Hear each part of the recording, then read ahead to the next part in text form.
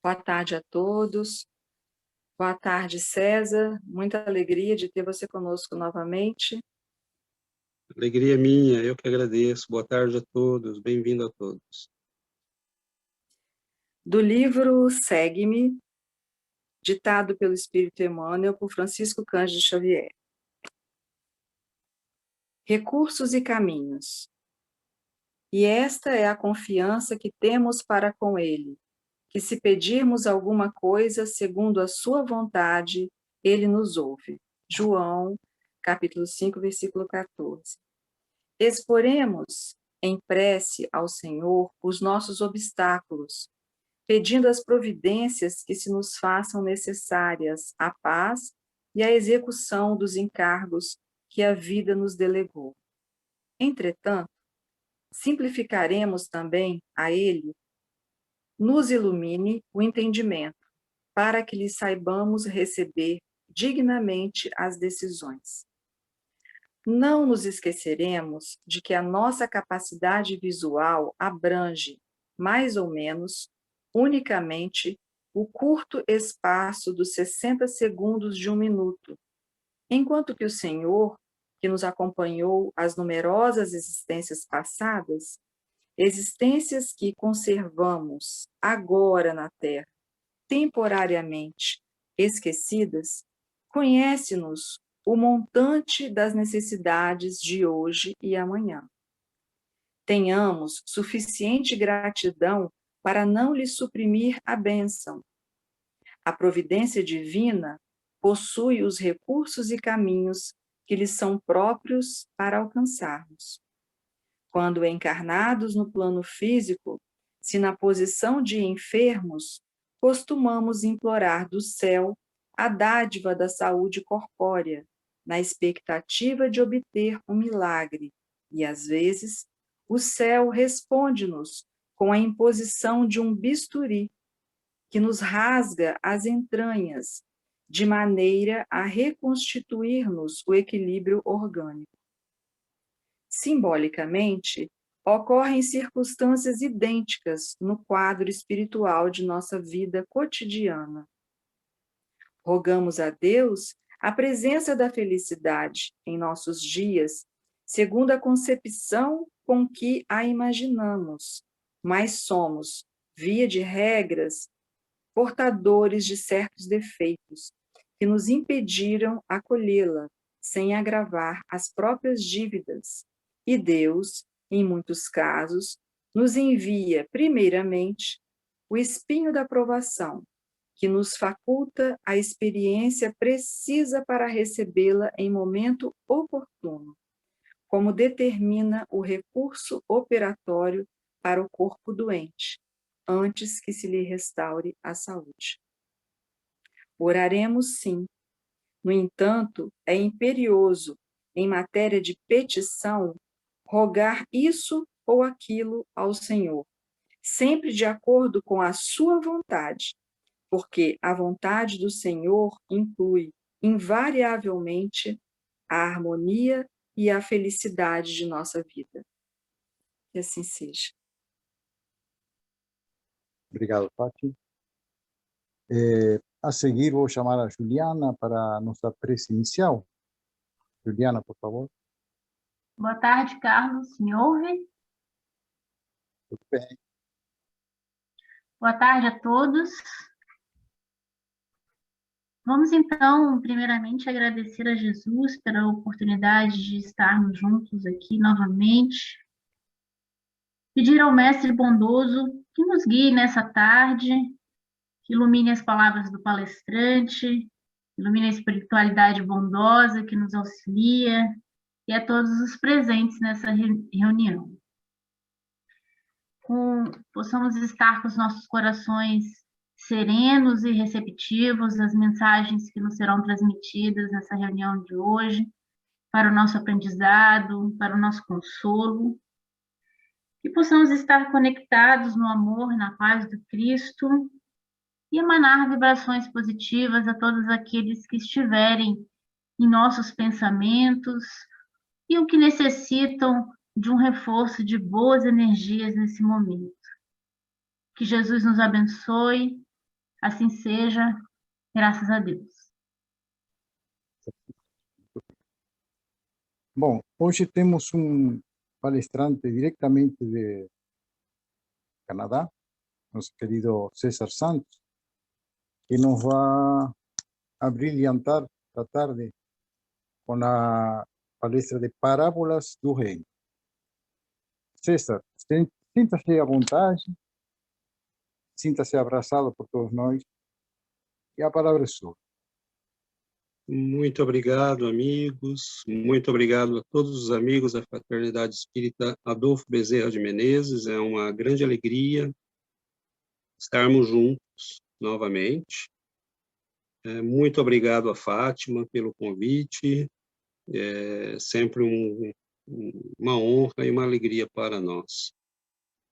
Nós gostamos muito desta atividade no sábado à tarde, porque eu tive a oportunidade de ir uma ou duas vezes a Uberaba, quando Chico já estava bem velhinho, e me lembro perfeitamente do culto do Evangelho sob a sombra acolhedora, né, do famoso abacateiro. Carlos Bacelli retrata tão bem no seu Chico Xavier, A Sombra do Abacateiro. E eram sábados à tarde, e o povo se reunia, né? Nós todos íamos ali para ouvir a palavra daquele apóstolo abençoado do Cristo, né? Então, eu gostaria que nesta tarde nós nos sentíssemos um pouco assim, como se estivéssemos novamente ali. E se nós voltarmos ainda um pouco, nós veremos que o que Chico Xavier tentava reproduzir, chamando as pessoas, né, para um culto do Evangelho em plena natureza, era simplesmente resgatar aqueles momentos em que o povo, os discípulos, os apóstolos, tinham o privilégio de ouvir Jesus. Então, que nós possamos, né, por efeito, nos sentirmos como se estivéssemos novamente diante daquele mar imenso na Galileia, ouvindo aquele que é para nós a própria voz do Pai. E nós gostaríamos de partilhar com vocês hoje algumas reflexões sobre uma das parábolas do reino. Jesus enunciou várias, e em muitos momentos nós chamamos de parábolas do reino, aquelas parábolas, aquelas pequenas historietas em que ele compara o reino de Deus a alguma coisa, e normalmente esta alguma coisa é algo muito simples, muito do dia a dia. Jesus usava essa estratégia de um modo muito interessante, porque ele comparava coisas muito profundas, muito sérias, muito complexas, a eventos banais da vida. E nós hoje trouxemos uma pequena historieta, que são 3 linhas, e que diz, e falando ao povo, Jesus disse: a que compararei o reino de Deus? Ele é semelhante ao fermento que uma mulher, tomando-o, escondeu em 3 medidas de farinha, até que tudo levedou. É isso. Esse é nosso mestre. 3 linhas. E nós, quando olhamos e começamos a meditar, nós vamos descobrindo que Jesus é este realmente mestre extraordinário, e nós poderemos meditar estas palavras como elas têm sido meditadas ao longo destes 2 milênios, e nós veremos que ainda haverá muito a ser tirado, a ser buscado nas profundezas das palavras do Mestre. Porque a interpretação depende do nosso grau de maturidade, do nosso grau de entendimento, do nosso tempo de meditação com as coisas do Evangelho. Então, nós temos uma série de fenômenos que devem ser interpretados. E quando nós falamos que Jesus compara coisas muito complexas, muito sérias, a eventos banais, não havia naquele tempo um evento mais banal do que fazer o pão. O pão era um alimento comum, era um alimento usado por todos. Normalmente, as famílias tinham o hábito de fazer o pão ali, né, no início da semana, e já fazia para a semana toda. E repetia-se esta dinâmica a cada semana. Mas o pão é também usado na Bíblia como sinônimo de alimento, né? Quando Jesus diz o pão nosso de cada dia dai-nos hoje, ele não está fazendo referência especificamente ao pão, mas o alimento nosso de cada dia nos dai hoje. O necessário à nossa sobrevivência dai-nos hoje. Mas o pão era um alimento emblemático. Ninguém vai escrever na Bíblia alimento, né? Eles vão usar o tempo todo o pão nosso. Então, havia esse hábito, era um evento comum da vida do povo judaico, né, do povo judeu, naquela época, a fabricação do pão diário, semanal, para que a família pudesse alimentar. E nós temos aí uma pequena parábola, uma pequena historieta, e nos chama a atenção que Jesus ele não compara o reino de Deus ao pão. Ele compara ao fermento que uma mulher escondeu em 3 medidas de farinha, até que tudo levedou. É óbvio que o produto final, né, da massa levedada é o pão, mas vale aí talvez a pergunta, por que Jesus parou aí? Por que ele não foi além? E talvez nós tenhamos hoje, nas nossas reflexões, uma resposta, uma proposição de resposta a esta pergunta. Então, nós podemos usar várias estratégias para olhar uma parábola, um ensino do Cristo, né? Nós podemos ter uma visão geral e nós podemos ir decorticando, né? Quebrando em pedaços para que fique mais inteligível. E é o que nós vamos fazer hoje. Nós temos aí, né, quem é a massa? Quem é a massa em que essa mulher escondeu, né, as 3 porções de fermento? A massa somos nós. A massa é o homem, é a nossa vida. Nós somos esta massa. E quem é a mulher? A mulher é a vida, né? A mulher é a vida que nos modela, é a vida que nos sacode. Preparar a massa exige, às vezes, bater na massa, né? Machucá-la e sacudi-la, jogá-la para o alto, socá-la. E a vida, ela modela a massa, né, como a mulher modela o pão, como ela prepara a massa para o pão. Então, vejam a beleza do ensinamento do Cristo, né? Ele compara o reino dos céus a esta preparação da alma, da massa, né, humana, do eu, do nosso interior, pela vida. Mas, para isso, nós temos, né, ele compara com algo que está implícito aí, muitas vezes, o bater, o sacudir, o sofrer. Então, ela aplica o fermento em 3 medidas de farinha, né, para preparar o pão da semana. E nós podemos dizer aí que, inclusive, o 3 medidas é interessante. Porque nós somos, conforme a doutrina nos explica, corpo, perispírito e espírito.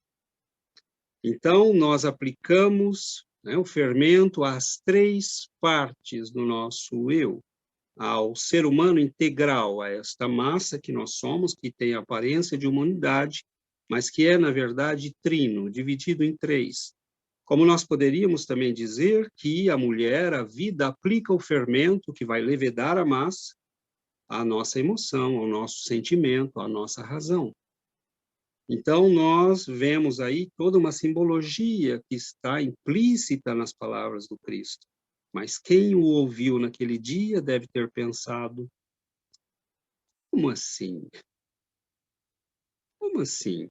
né? O reino de Deus é semelhante a uma mulher que pegou o fermento e aplicou em 3 quantidades de farinha, até que tudo levedou.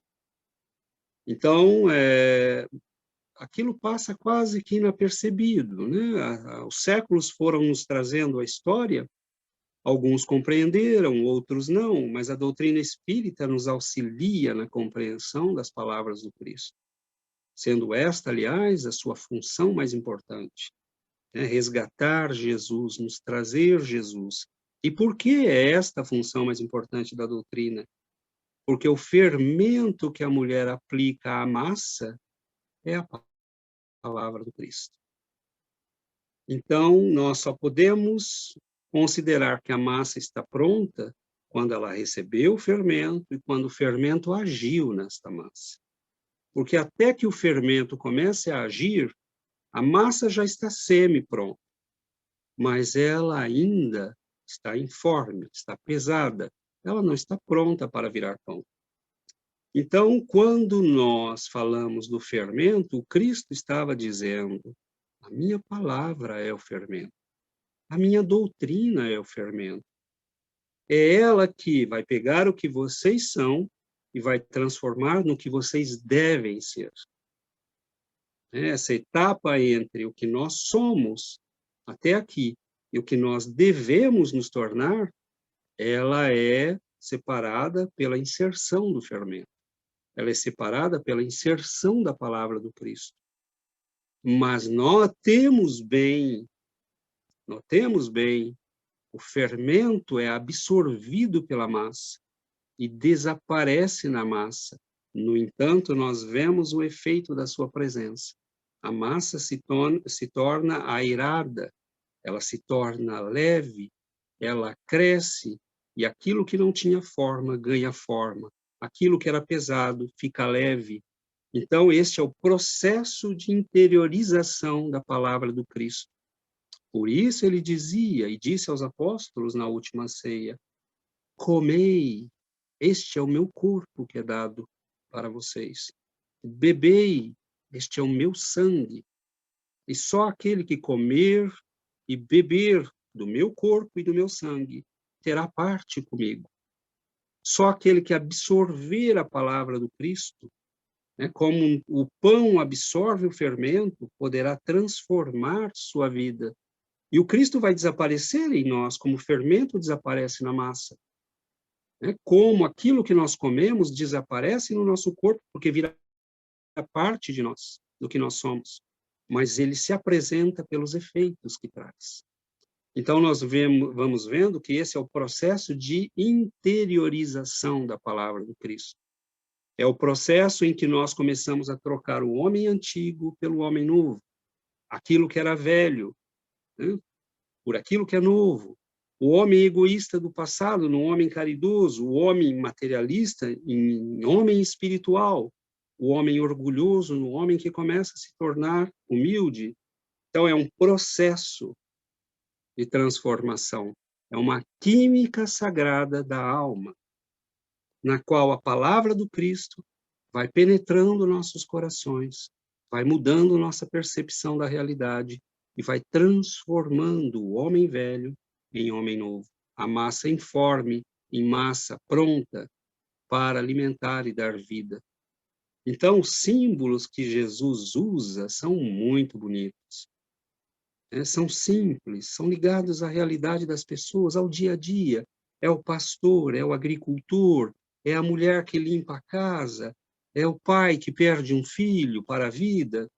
Ele vai usando estes símbolos para nos dizer do amor de Deus, da transformação que nos espera, do processo alquímico de mudar as nossas vidas, mudar as nossas almas, nos transformarmos nesta massa preciosa que pode alimentar e dar vida. Mas como nós sabemos que o fermento é a palavra do Cristo? De onde você tirou isso, César? Bom, basta olhar o que Jesus disse aos discípulos. Logo após a multiplicação dos pães, Jesus toma a barca de Simão Pedro e parte com os discípulos, né, para atravessar o lago. E na primeira multiplicação dos pães, porque houve duas, os discípulos recolheram as sobras e sobraram 12 cestos. E aí eles estão atravessando nesta segunda multiplicação, eles não pegaram, né? Não recolheram as sobras. E aí Jesus diz, num certo momento, eles estão conversando, e Jesus diz, tomem cuidado com o fermento dos fariseus e dos saduceus. E eles se olham, e um diz, será que ele está falando isso porque nós não pegamos as sobras? Porque nós não trouxemos pão? Será que ele está com fome? E Jesus sorri e diz, ó homens, até quando não entendereis? Até quando estarei convosco? Para tudo explicar. E diz o texto que aí eles entenderam que ele estava falando da doutrina dos fariseus e dos saduceus. Então Jesus chama fermento as ideias. Jesus chama de fermento o poder das ideias, o poder que tem uma ideia de transformar uma vida para o bem ou para o mal. Então, é muito interessante, porque nós, às vezes, não damos a devida atenção ao poder que tem as ideias. Aquilo em que acreditamos molda a nossa vida, molda os nossos pensamentos, molda as nossas ações. No livro Fonte Viva, na lição 76, Emmanuel nos diz o seguinte: o único processo, portanto, de reformar edificando, né, não reformar destruindo, é aceitar as sugestões do bem e praticá-las intensivamente por intermédio de nossas ações. Nas origens de nossas determinações, porém, reside a ideia. Na origem das nossas determinações, ou seja, daquilo que determinamos pensar, fazer, né, agir, realizar, reagir, reside a ideia. A mente, em razão disso, é a sede de nossa atuação pessoal, onde estivermos. A mente é, na verdade, junto com o nosso coração, a massa que espera o fermento. A mente, em razão disso, é a sede de nossa atuação pessoal, onde estivermos.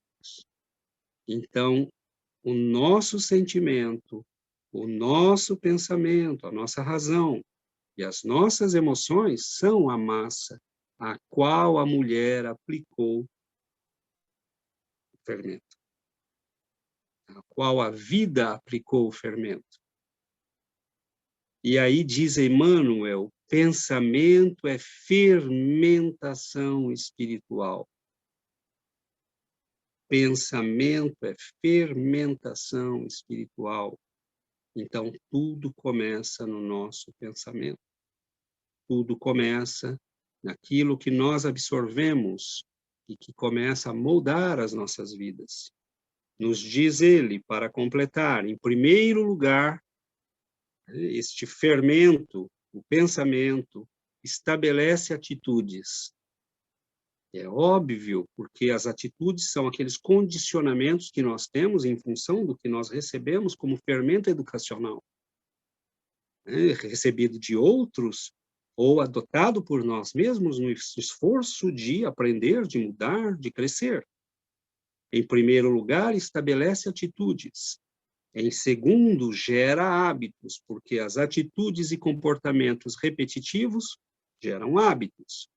E depois, governa expressões e palavras, através das quais a individualidade na vida e no mundo, a individualidade influencia na vida e no mundo. Regenerado, pois, o pensamento de um homem, o caminho que o conduz ao Senhor se lhe revela reto e limpo.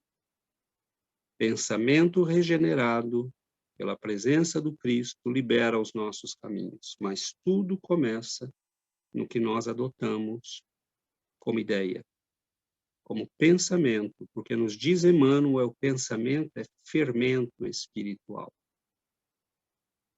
Ele é fermento porque ele molda a massa dos nossos sentimentos, dos nossos pensamentos e das nossas ações. Então, nós temos que tomar muito cuidado com o que nós absorvemos como fermento das nossas vidas. E nós temos que começar a refletir se nós estamos absorvendo o fermento do Cristo nas nossas vidas. Se nós o estamos incorporando verdadeiramente àquilo que nós somos, para que nós possamos ser aquilo que nós queremos ser. Então, a imagem é belíssima. E aí nós entendemos por que Jesus para no fermento. Porque é ali que está o segredo do processo. A massa vira aquilo que o fermento é.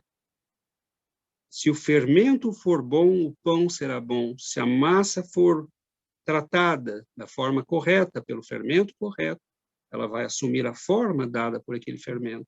Mas e se o fermento não for bom? Então, por quantas existências nós temos nos perdido? Por quantas vezes nós temos adotado ideias equivocadas? Comportamentos que se cristalizam e que dificultam as nossas mudanças. Hábitos que se acumulam e que dificultam as nossas vidas. Formas de agir que impedem o nosso avanço, porque estão ancorados em formas de pensar, em ideias, em valores que nós criamos e cultivamos dentro de nós. Então, conhecereis a verdade, e a verdade vos libertará. Conhecereis a minha palavra, e a minha palavra vos libertará. Mas conhecer é integrar em profundidade, é pegar o fermento e fazê-lo desaparecer na massa, mas à medida que ele desaparece e é absorvido pela massa, ele aparece na mudança que a massa mostra. Então, aquela massa informe, pesada, começa a ficar leve, começa a ficar pronta para a vida. Então, o processo é muito bonito. Jesus é esse mestre que fala ao povo simples, mas que fala também aos doutores, aos filósofos, aos cientistas, e que a doutrina espírita vem resgatar, né, dos detritos do tempo, dos escombros da velha teologia, para dizer, não, ele está vivo, a palavra dele tem sentido, a palavra dele tem todo sentido para nós, para a nossa vida, para a nossa alma, para o nosso futuro.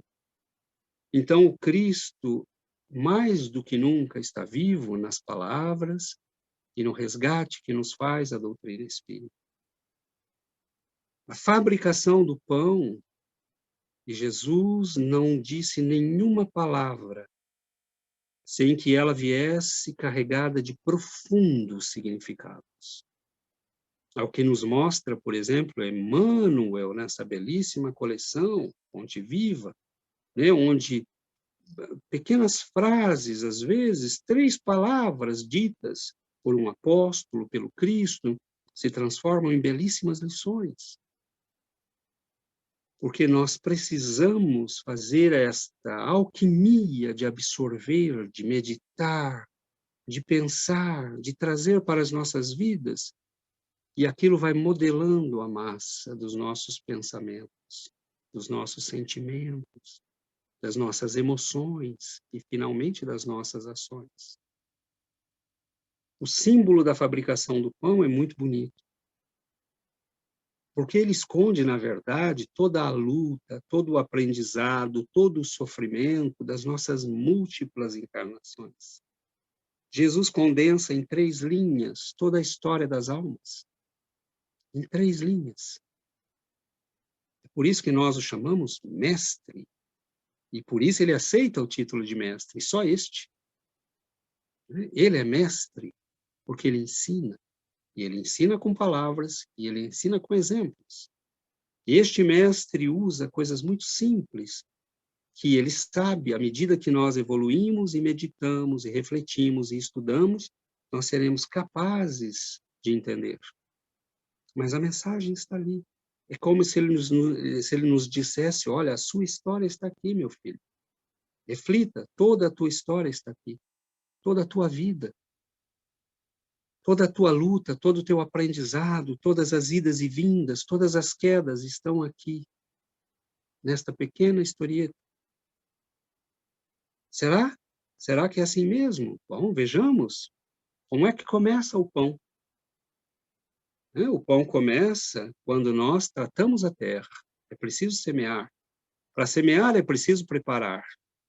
E a terra, muitas vezes, é pedregosa, é cheia de espinhos. A terra, às vezes, é uma terra não cultivável. Então, a vida precisa tratar a terra. Ela precisa sacudi-la. É preciso cortá-la com arado frio e impiedoso para prepará-la.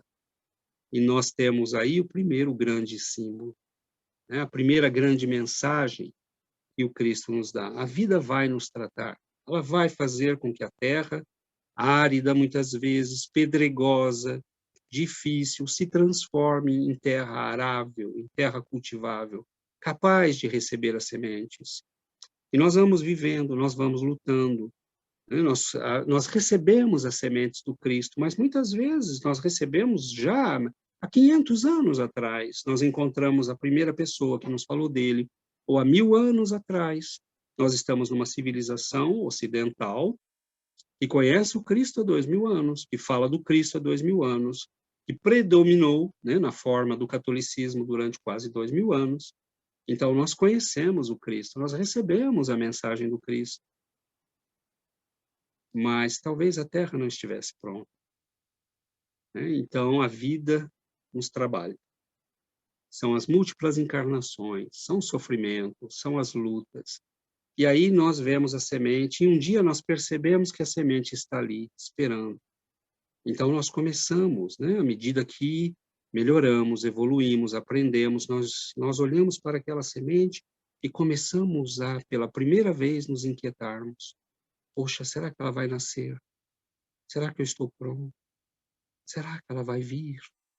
Será que eu conseguirei transformar isto que é uma promessa em frutos? Ou será que a minha vida vai continuar sendo estas idas e vindas de sofrimentos, de equívocos, de erros? Cuidar. Então nós começamos a cuidar. E nós vemos com alegria os primeiros brotos, vencendo, saindo para fora, vencendo o perisperma, a cobertura que esconde o segredo da nova vida. E nós, muitas vezes, nos julgamos, nós falamos, poxa, eu só tenho essa terra para oferecer para esta semente. Ela está cheia de matéria orgânica, de detritos. São os detritos da nossa história, dos nossos erros, dos nossos equívocos, do nosso aprendizado. Mas é exatamente esse o solo que o Cristo precisa para que a semente nasça, porque nós já acumulamos experiência suficiente. Uma terra limpa, pura, sem detritos, mas árida, não serve. Uma terra que não foi, como o saibro, como nós falamos, que não foi machucada, esfarelada, ela não é capaz de guardar umidade, ela não é capaz de reter os nutrientes necessários àquela planta. Então, não, o que nós somos é exatamente o que nós precisamos ser para acolher a semente do reino no nosso coração. As plantinhas começam a crescer, mas é preciso, nós vemos com alegria aquelas primeiras florações e vemos o trigo que está crescendo, que está nascendo, que é sacudido pelos ventos, que recebe finalmente o sol, que saiu do interior da terra, e nós vemos com alegria nas nossas almas. O próprio trigo começa a pensar, puxa, agora eu não entendia por que eu estava no escuro, eu não entendia por que eu estava naquele lugar úmido, fechado. Mas agora eu entendo, era para que eu pudesse me transformar nisso que eu me transformei. Nesta planta bonita, que oscila ao vento, que recebe o sol. Mas aí chega alguém com uma foice. E o trigo que se acreditava pronto, porque ele ainda não sabe que vai ser pão. Ele não entende. Então, nós recebemos o Cristo, recebemos a palavra e começamos a modelar nossas almas. E aí, quando nós melhoramos um pouquinho, nós já achamos que estamos prontos. E aí vem a vida e poda. E nos aplica corretivos, nos aplica ensinamentos muitas vezes duros. Então, o trigo olha para a foice e diz, por quê? Por quê? Porque ele não entende ainda. O processo é longo. O processo é longo.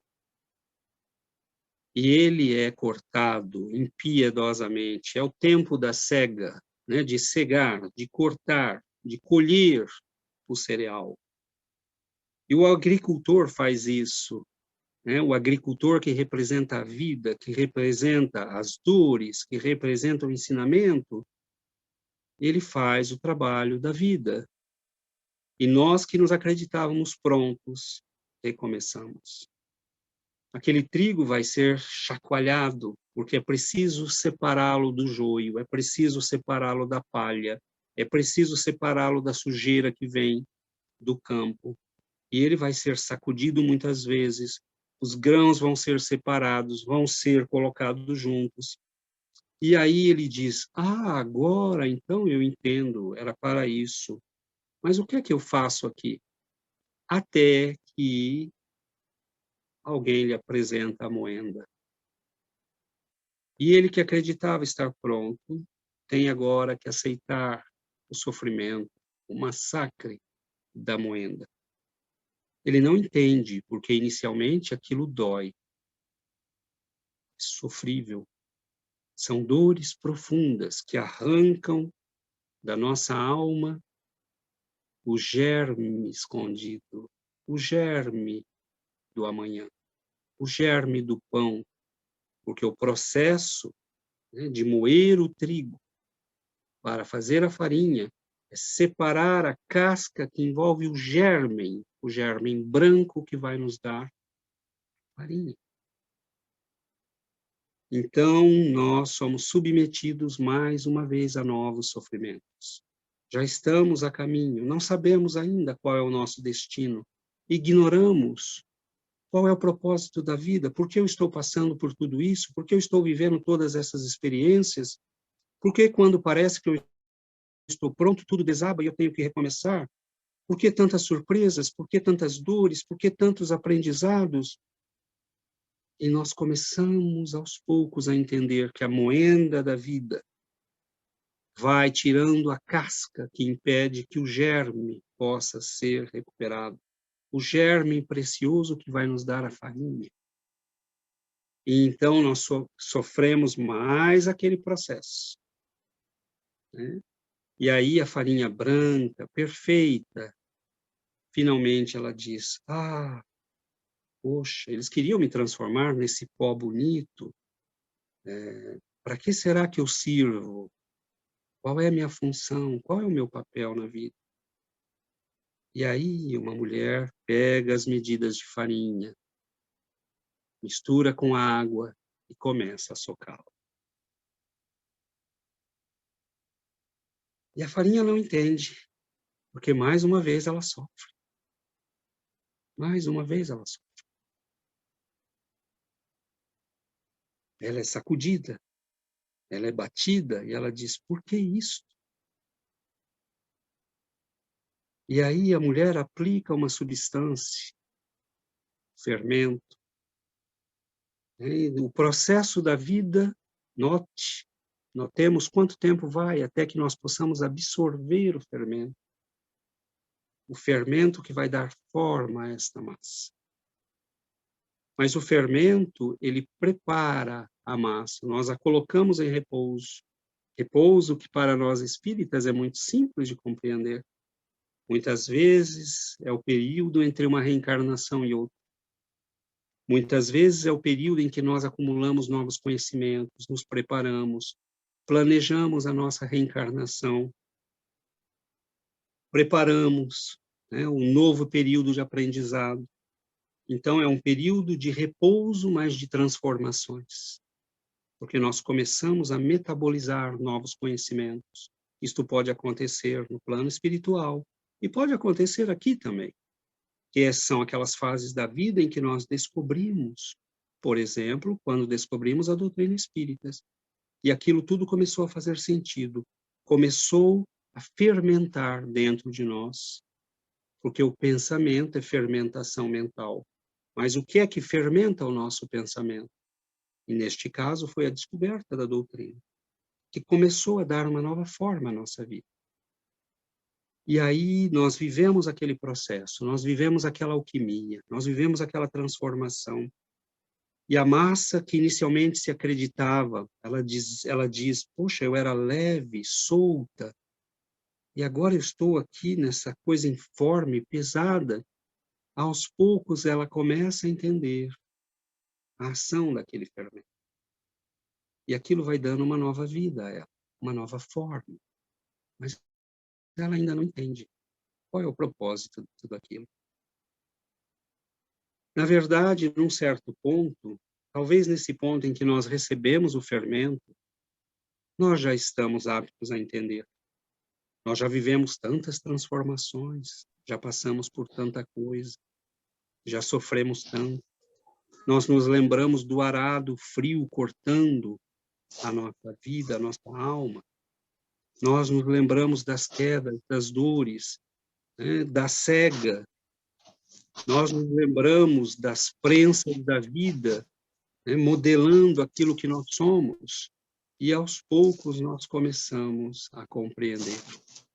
E nós percebemos que há um sentido em tudo aquilo, porque o fermento que nós absorvemos é a palavra do Cristo.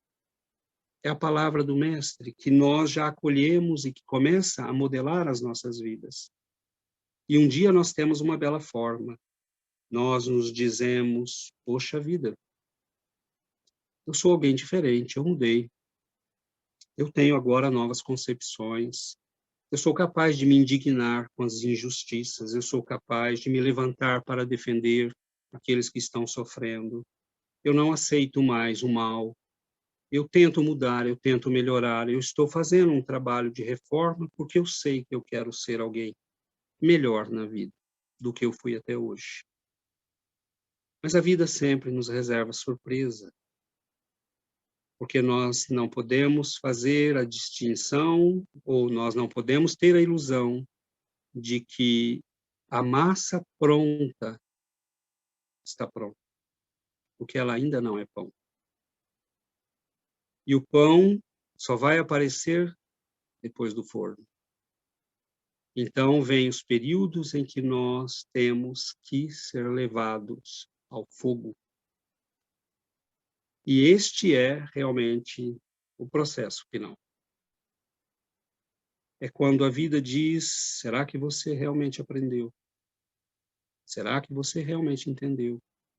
Então é quando nós vemos os grandes exemplos de amor, é quando nós vemos os grandes exemplos de renúncia, é quando nós vemos, né, aqueles que são para nós exemplo, é quando nós vemos as grandes dedicações, os grandes gestos de renúncia, de amor, de sacrifício, de autossacrifício.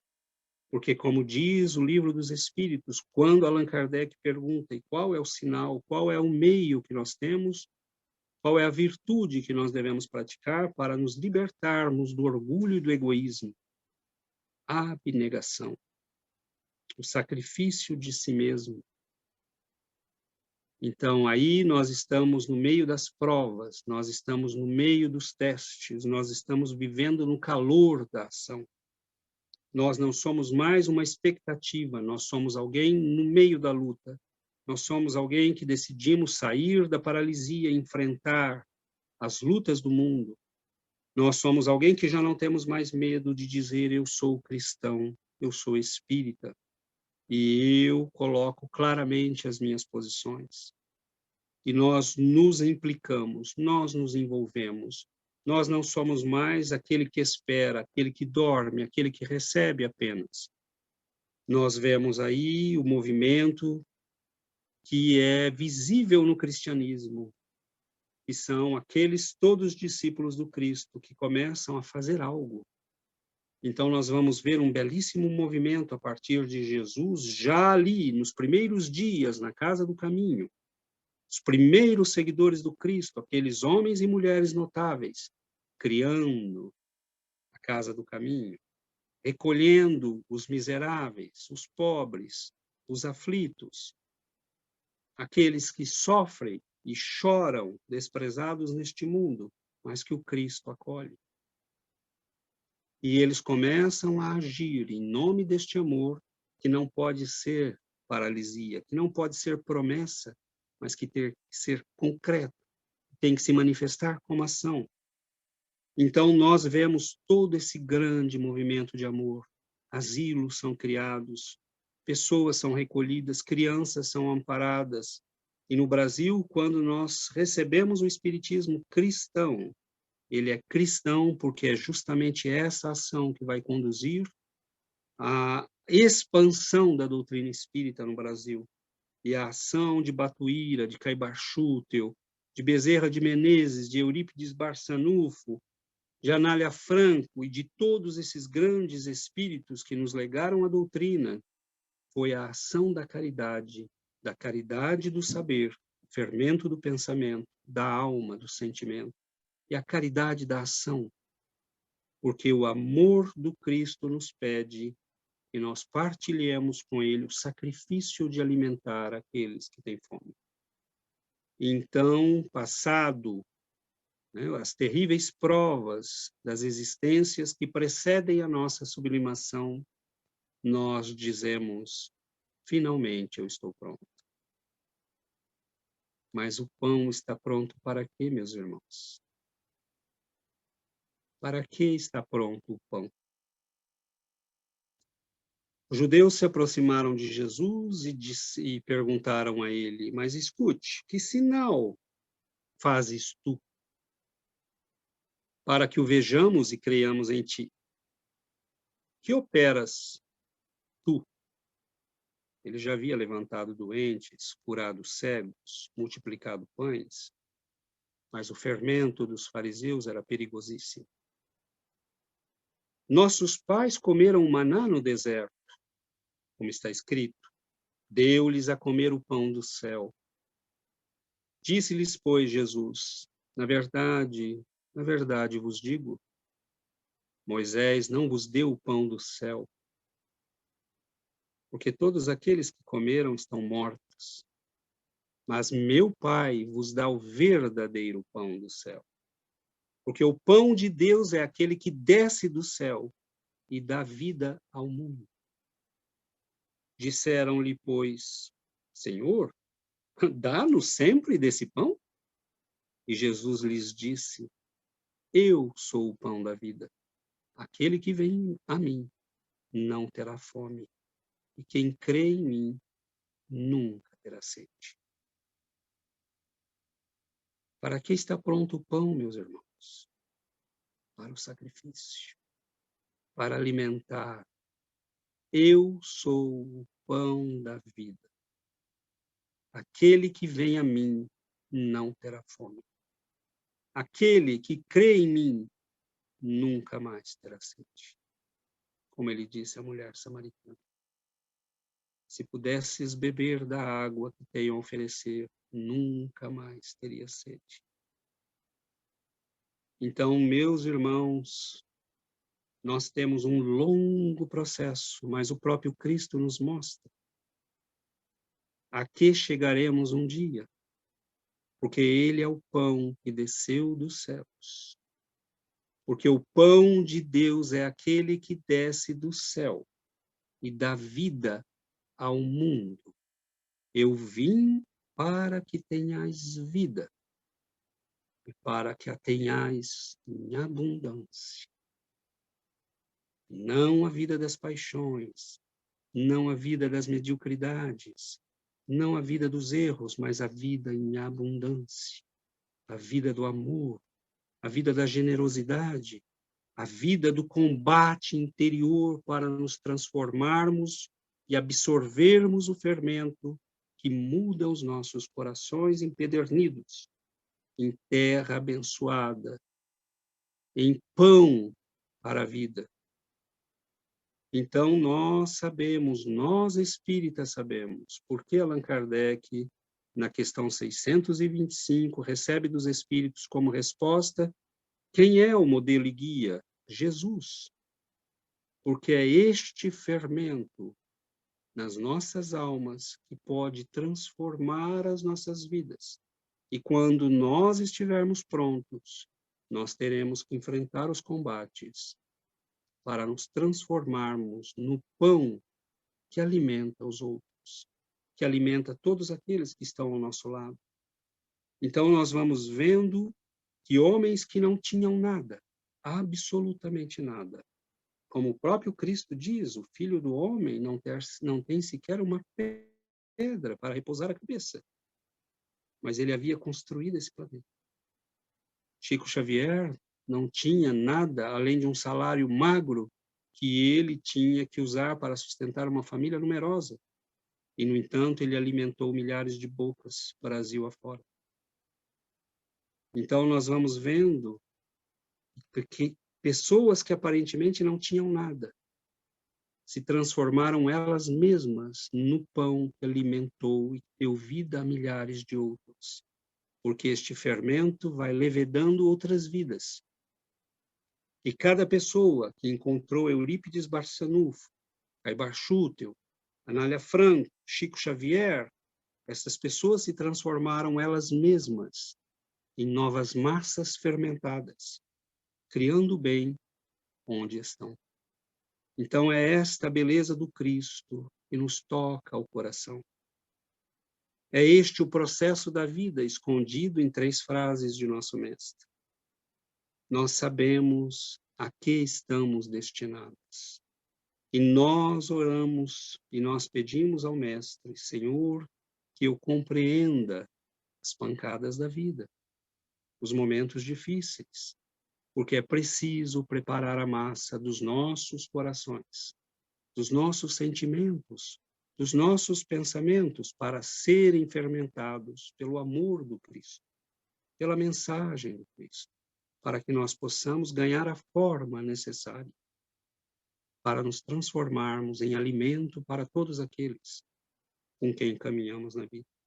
Há tanta fome, meus irmãos, há tanta treva, há tanta dor, há tanta escuridão nos corações, e o alimento está disponível.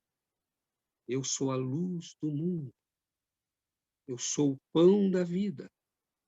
Aquele que vier a mim não terá fome nunca mais. Aquele que crer em mim nunca mais terá sede. Porque a nossa fome e a nossa sede tem se manifestado pela busca incessante de prazeres frágeis, de paixões vazias. E é uma fome que sempre se renova. E por isso ele diz àquela mulher samaritana que já estava no seu 7º casamento: se pudesseis beber da água que eu tenho a oferecer, jamais terias esta sede, esta insatisfação de viver, esta procura constante, este tormento na alma que todos nós temos quando estamos controlados pelas paixões. Então, meus irmãos, nós deixamos aqui a nossa reflexão. Que as palavras do Cristo, aos poucos, possam fermentar nos nossos corações. Há um trabalho a ser feito, não é fácil, mas é preciso que nós o façamos. Há uma mudança a ser produzida, há uma alquimia que precisa libertar as nossas almas das velhas amarras, para que nós possamos acolher essa transformação e finalmente mudar as nossas vidas. Então, nós agradecemos a Jesus. Nós agradecemos aos benditos espíritos da codificação. Nós agradecemos à mediunidade abençoada de Ivone Pereira, de Chico Xavier, de tantos outros abnegados trabalhadores que nos têm explicado as palavras do Cristo e traduzido para os nossos corações a mensagem sublime deste sublime peregrino que nos falou há 2000 anos atrás. nós nos vemos às margens daquele lago e nós ouvimos a voz dele que ecoa: vinde a mim, para não terdes fome nunca mais. Entendam as minhas palavras, para que a sede termine e para que finalmente a paz esteja nos vossos corações. Então, meus irmãos, este Cristo bendito abençoe a todos nós, que Ele nos ampare, que nós possamos suportar as lutas, sofrimentos, os combates da vida, porque nós estamos transformando o nosso coração e absorvendo este fermento sagrado das palavras do Evangelho. Que Jesus nos ampare, nos abençoe, nos proteja e nos guarde no seu amor, hoje e para todos sempre. Muito obrigado. César, em nome de nós da FABEM, te agradecemos por sua dedicação, né? Sabemos que não é fácil, e por essa palestra tão esclarecedora. Muito obrigado, sinta-se à vontade, volte sempre, tá? E sinta-se em casa. Também queria agradecer Ana Célia, Giovanna e Paula Trida, que também são de ali de Canadá. Sintam-se à vontade, também fiquem sempre com o nosso grupo e sejam bem-vindos. César, se você puder ficar para nosso passe, fica-se à vontade, tá? Obrigado. Obrigado. Vou chamar a André para fazer nossa prece final. André, por favor. Sim. Deus, nosso Pai, Jesus, nosso irmão e mestre querido, gostaria de agradecer essa tarde de ensinamentos com César, essa palestra que ele nos trouxe, relembrando seus ensinamentos. Gostaria de pedir que abençoe toda a família do César, agradecer por todo o conhecimento que ele nos trouxe e gostaria de agradecer por todos que estão aqui. Só temos te agradecer, Senhor, pois momentos difíceis que estamos vivendo e nós estamos tendo a oportunidade de estar aqui ouvindo suas palavras mais uma vez. Obrigado por tudo, ilumine a todos, e assim seja.